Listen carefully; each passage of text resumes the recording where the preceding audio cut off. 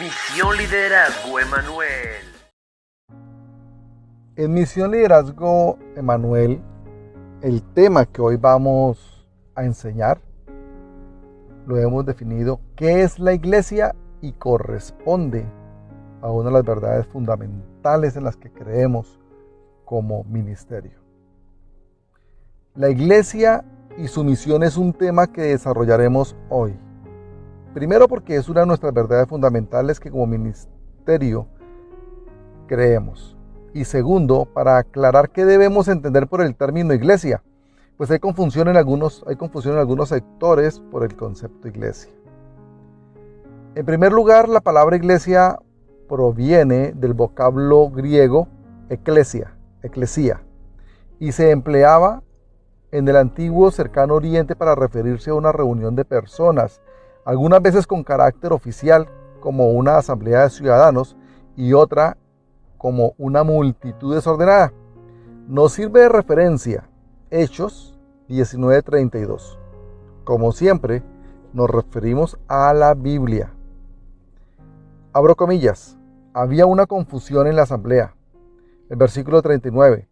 Si tienen alguna otra demanda, que se resuelva en la legítima asamblea. El versículo 41. Dicho esto, despidió la asamblea. Los judíos también usaban la palabra sinagoga para referirse al edificio, así como a la congregación que allí se reunía. Para distinguirse de los judíos y declararse a sí mismos el verdadero pueblo de Dios, Jesús y los primeros cristianos usaron el vocablo eclesia. Esta es la familia espiritual de Dios, una comunidad creada por el Espíritu Santo y basada en la obra expiatoria de Cristo. En la actualidad, muchos usan la palabra griega en diversos sentidos. Algunas veces la utilizan para denotar una estructura física, un edificio usado por una congregación local. Otras para referirse a una confesión o conjunto de personas que profesan un mismo credo. Sin embargo, hoy solo dos usos bíblicos que son válidos para el vocablo iglesia. Uno es de iglesia, haciendo referencia a asamblea local, con el que se refiere no al edificio, sino a la reunión de los santos que adoran juntos en un sitio determinado, considerado como el cuerpo de Cristo en un determinado lugar. Vemos cómo Pablo se refiere a la iglesia local ubicada en Corinto así. En 1 Corintios 1:2, abro comillas: a la iglesia de Dios que está en Corinto, a los que han sido santificados en Cristo Jesús y llamados a ser su santo pueblo, junto con todos los que están en todas partes, invocan el nombre de nuestro Señor Jesucristo, Señor de ellos y de nosotros. Cierro comillas.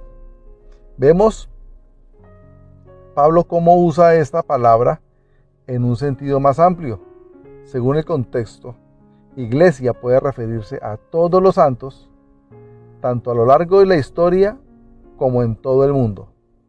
Y en cuanto a las confesiones, puede decirse que muchas de ellas son parte de esa gran iglesia universal, solo hasta el punto en que estén constituidas por verdaderos creyentes, valga decir acá, y sana doctrina.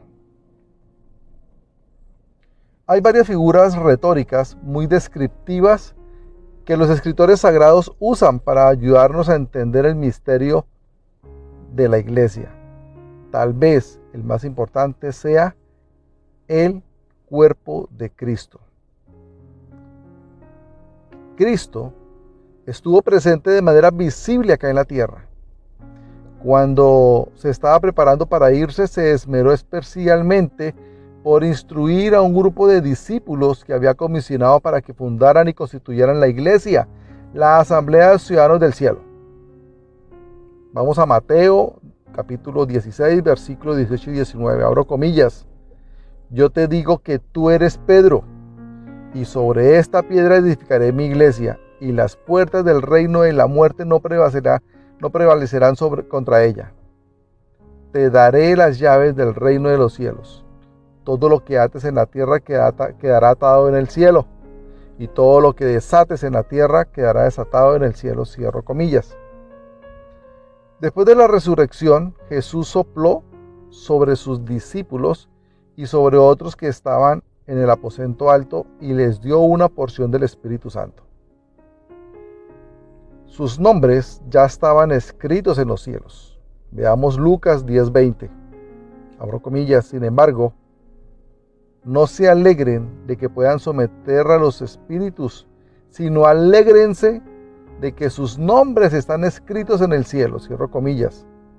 También ya estaban limpios delante de Dios, pues habían tomado un baño espiritual por la palabra de Cristo. También vemos en Juan 13:10, el que ya se ha bañado no necesita lavarse más que los pies, le contestó Jesús, pues ya todo su cuerpo está limpio. Y ustedes ya están limpios, aunque no todos. Entonces, acá no está haciendo referencia que el término iglesia hace referencia al cuerpo de Cristo, es decir, toda aquella humanidad que a través de los años, de los siglos y a lo ancho y largo del planeta han aceptado a Jesús como Salvador. Son considerados el cuerpo de Cristo y esta es su iglesia. El antiguo pacto había sido abolido en el Calvario. La muerte de Jesús puso en vigor el nuevo pacto. Por consiguiente, los discípulos ya constituían el cuerpo de un nuevo pacto y Jesús les dio la vida de este nuevo pacto cuando les imparte el Espíritu Santo. La misma vida que reciben los creyentes hoy en día cuando creen que Dios levantó a Jesús de los muertos y nacen de nuevo. Hemos hablado del nuevo nacimiento y aquí está haciendo referencia a que aquellos que nacen de nuevos son considerados santos y son considerados el cuerpo de Cristo, es decir, la iglesia de Cristo. Vamos a Romanos capítulo 10, versículos 9 y 10. Abro comillas, que si confiesas con tu boca que Jesús es el Señor y crees en tu corazón que Dios lo levantó de entre los muertos, serás salvo. Aquí es la oportunidad para que muchos de los que nos están escuchando aclaren cómo se es salvo, porque en las iglesias tradicionales, en las religiones tradicionales, no enseñan si la salvación existe y mucho menos enseñan cómo se adquiere la salvación. Aquí nos está diciendo que si confiesas con tu boca que Jesús es el Señor y crees en tu corazón que Dios lo levantó entre los muertos, serás salvo. Y continúa el versículo 10. Porque con el corazón se cree para ser justificado, pero con la boca se confiesa para ser salvo. Al mismo tiempo, los comisionó y les dio autoridad. Por lo tanto, desde el día de la resurrección de Cristo, ellos tenían una nueva relación con Él. Ya eran la iglesia, la eclesía. Jesús no instituyó una organización, sino creó un organismo. Poco antes de ascender al cielo, exhortó a sus discípulos a que se quedaran en la ciudad de Jerusalén hasta que fueran investidos de poder desde lo alto. Lucas 24:49, abro comillas. Ahora voy a enviarles lo que ha prometido mi Padre. Pero ustedes quédense en la ciudad hasta que sean revestidos del poder de lo alto. O sea, del poder del Espíritu Santo, de la llenura del Espíritu Santo, de la unción del Espíritu Santo. El día de Pentecostés, los 120 creyentes reunidos estaban alabando a Dios, recibieron individualmente la promesa del Padre, es decir, el bautismo en el Espíritu Santo. Este bautismo vino a impartir energía a la comunidad de los creyentes y a poner al alcance de todos al Cristo resucitado por medio de discípulos llenos del Espíritu Santo. Para recalcar y visualizar la relación vital de los creyentes con Cristo, la Biblia nos habla de Cristo como la cabeza de la iglesia y de la iglesia como su cuerpo. Leamos 1 Corintios capítulo 12, versículo 27.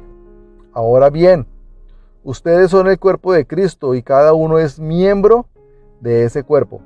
Y en Efesios 1, versículos 22 y 23 leemos: Dios sometió todas las cosas al dominio de Cristo y lo dio como cabeza a toda la iglesia. En el versículo 23, esta, que es su cuerpo, es la plenitud de aquel que lo llena todo por completo.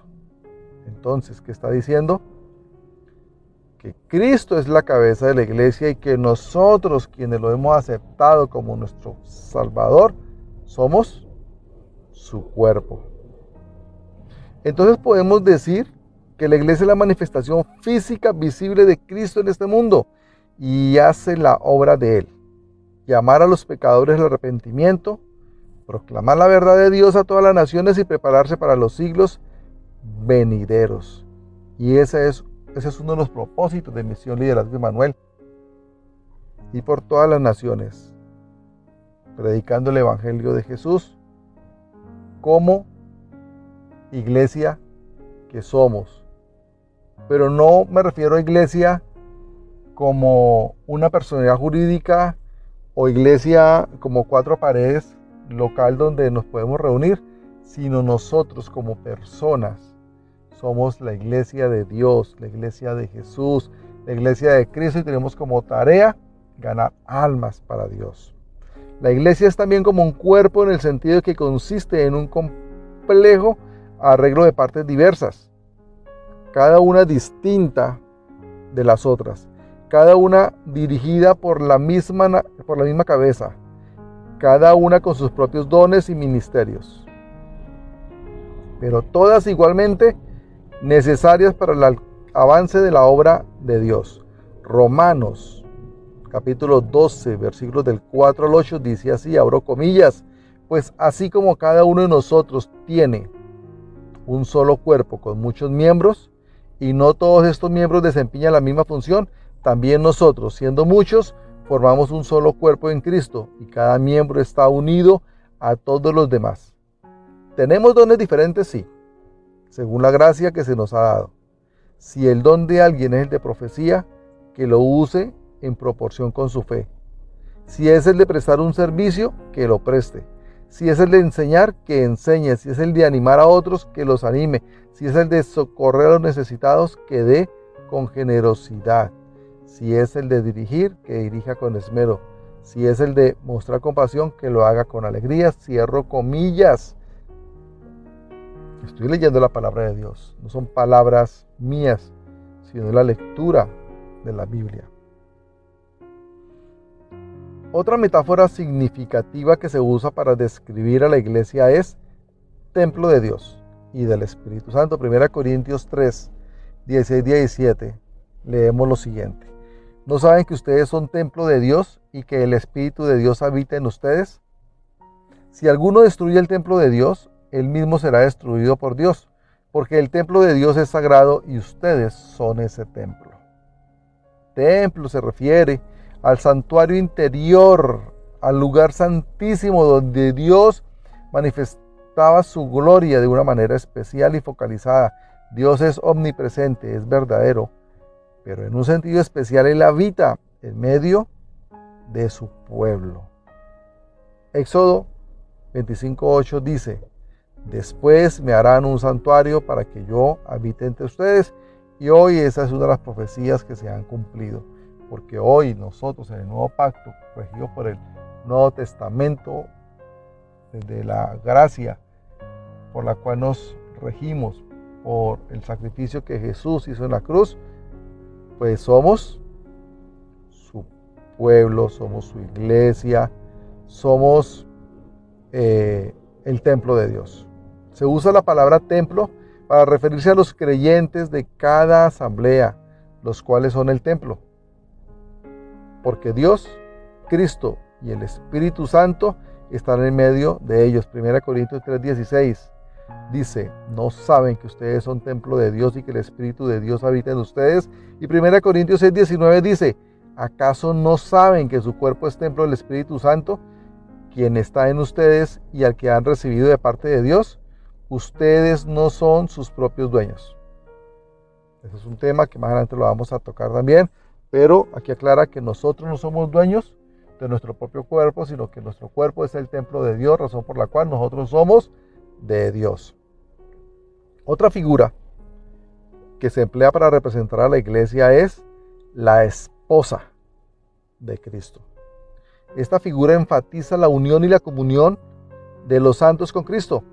Se utiliza especialmente con relación al anhelo de la esposa de estar preparada para el matrimonio y por lo tanto tiene un fuerte sentido de esperanza en el futuro. Se usa también la figura de una esposa para referirse a la iglesia, porque aunque esperemos tener una relación más estrecha con Cristo cuando venga otra vez a la tierra, ya gozamos de una estrecha relación con Él ahora. Veamos algunas porciones de la palabra que nos confirman lo dicho. En Efesios 5, versículo 25-32, dice lo siguiente, y presten mucha atención, mis amados. Abro comillas. Esposos, amen a sus esposas. Ustedes dirán, ¿qué tiene que ver la palabra o la definición de la palabra iglesia con un matrimonio, o con los esposos, o con las esposas? Ya lo vamos a entender. Esposos, amen a sus esposas así como Cristo amó a la iglesia y se entregó por ella, para hacerla santa. Él la purificó, lavándola con agua mediante la palabra, para presentársela a sí mismo como una iglesia radiante, sin mancha, ni arruga, ni ninguna otra imperfección, sino santa e intachable. Asimismo, el esposo debe amar a su esposa como a su propio cuerpo. El que ama a su esposa se ama a sí mismo, pues nadie ha odiado jamás su propio cuerpo. Al contrario, lo alimenta y lo cuida, así como Cristo hace con la iglesia, porque somos miembros de su cuerpo. Versículo 31, estoy leyendo, recuerden la palabra. Versículo 31, por eso dejará el hombre a su padre y a su madre y se unirá a su esposa, y los dos llegarán a ser un solo cuerpo. Esto es un misterio profundo. Yo me refiero a Cristo y la iglesia. Por eso también se le llama la esposa. La iglesia de Dios es la esposa de Jesús. ¿Y cuál es la esposa de Jesús? Nosotros, su iglesia. Cada uno de los humanos, de la raza humana, que hemos aceptado a Jesús como nuestro Salvador y hemos decidido nacer de nuevos porque nos hemos arrepentido de nuestros pecados, nosotros hacemos parte de la esposa de Jesús. Apocalipsis 19:7 dice, alegrémonos y regocijémonos y démosle gloria.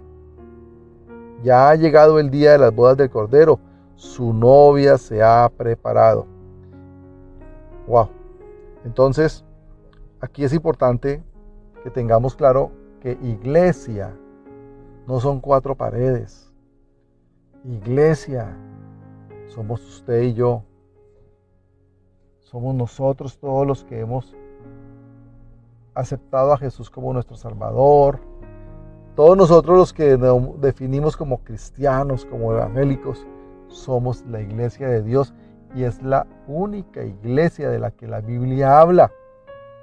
Las demás iglesias corresponden a religiones creadas por el hombre, iglesias creadas por el hombre, con un concepto equivocado de lo que realmente la Biblia llama iglesia.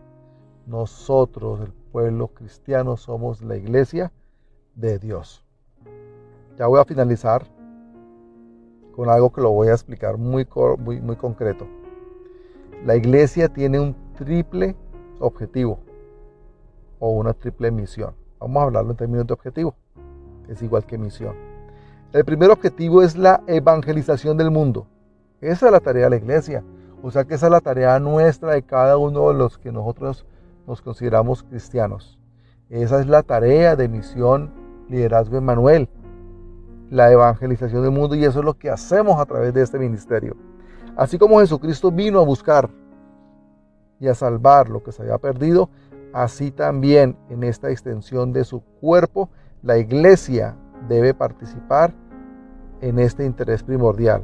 Mateo 28, 19, 20 dice: por tanto, vayan y hagan discípulos en todas las naciones, bautizándolos en el nombre del Padre, del Hijo y del Espíritu Santo, enseñándoles a obedecer todo lo que les he mandado a ustedes. Y les aseguro que estaré con ustedes siempre, hasta el fin del mundo. Cierro comillas. El segundo objetivo, la segunda misión de la iglesia es ministrar a Dios. El fin supremo y principal es glorificar a Dios. ¿Qué es ministrar?